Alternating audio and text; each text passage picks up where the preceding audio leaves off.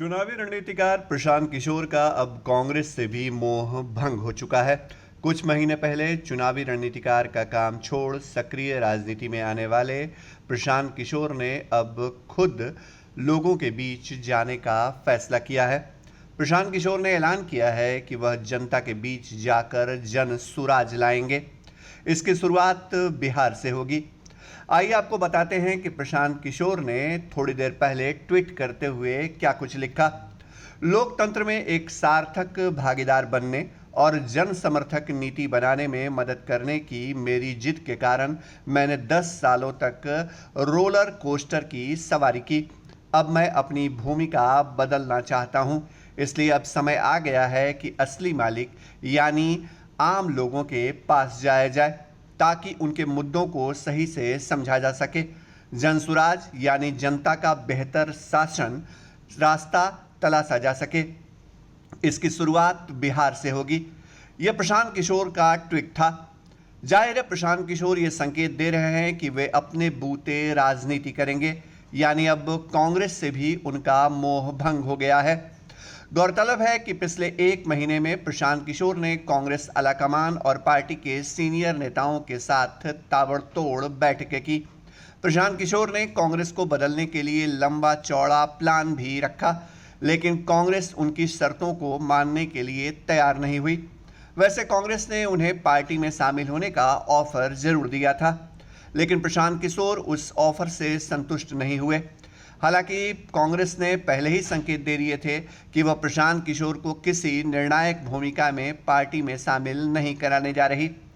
अब यह साफ हो गया है कि प्रशांत किशोर कांग्रेस में शामिल होने नहीं जा रहे हैं।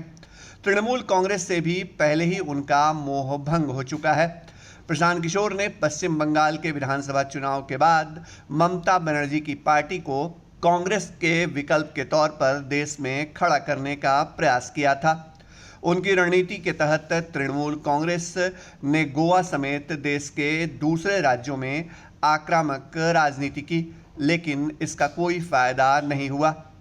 टीएमसी और प्रशांत किशोर की रणनीति औंधे मुंह गिर गई। इसके बाद पीके के संबंध तृणमूल कांग्रेस से बिगड़ने लगे। वैसे प्रशांत किशोर बिहार में अपने बूते राजनीति करने का पहले भी असफल प्रयोग कर चुके हैं। साल 2020 की शुरुआत में उन्होंने बिहार में अपनी मुहिम बात बिहार की शुरू की थी। प्रशांत किशोर ने कहा था उस मुहिम के जरिए युवाओं को गोलबंद करेंगे ताकि अगले 10 साल में देश के टॉप स्टेट में बिहार शामिल हो सके, लेकिन उनकी यह मुहिम भी फ्लॉप हो गई।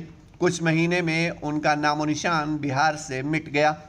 इससे पहले भी प्रशांत किशोर जेडीयू से जुड़े थे, लेकिन जेडीयू के राष्ट्रीय उपाध्यक्ष बनाए जाने के बावजूद उन्हें पार्टी छोड़ना पड़ा। पार्टी से बेआबरू होकर नीतीश कुमार ने उन्हें निकाल दिया। प्रशांत किशोर ने नीतीश कुमार को सार्वजनिक तौर पर बीजेपी का पिछलग्गू करार दिया था। इसके बाद जेडीयू ने उन्हें बाहर का रास्ता दिखा दिया था। हालांकि इन दिनों वे फिर से नीतीश कुमार के साथ मुलाकात करते मिले नजर आए हैं। नीतीश कुमार की विपक्षी पार्टियों की ओर से राष्ट्रपति पद का उम्मीदवार बनाए जाने का ऑफर दे रहे हैं, लेकिन नीतीश कुमार ने इस चर्चा को भी सिरे से खारिज कर दिया था। ऐसे में देखना होगा कि प्रशांत किशोर का नया जनसुराज अभियान किस हद तक सफल हो पाता है। प्रशांत किशोर कह रहे हैं कि वह जनता के बीच सीधे जाएंगे, लेकिन यह साफ नहीं कर रहे कि क्या वे कोई नई पार्टी बनाने जा रहे हैं या फिर उनका अभियान गैर राजनीतिक होगा। थोड़ा इंतजार करिए, पीके इस सस्पेंस से भी जल्द पर्दा हटा सकते हैं। गुरु समीर जी नमस्कार। ईश्वर की बनाई इस दुनिया में जहाँ कुछ लोगों के पास अपार समृद्धि और धन दौलत है, तो वहीं कुछ के पास सिर्फ दुख और निराशा। लेकिन इन दुखों के समाधान के लिए ईश्वर ने कुछ दिव्य पुरुषों को हमारे बीच भेजा है, जो हर तरह की समस्याओं का 100% समाधान करते हैं, जैसे नौकरी, कारोबार, गृह कलेश, विदेश यात्रा, प्रेम विवाह, बंदिश बाधा, प्रॉपर्टी, रूठे को मनाना और चौकी की शक्तियों के स्पेशलिस्ट गुरु समीर जी। घर बैठे पाएं समाधान।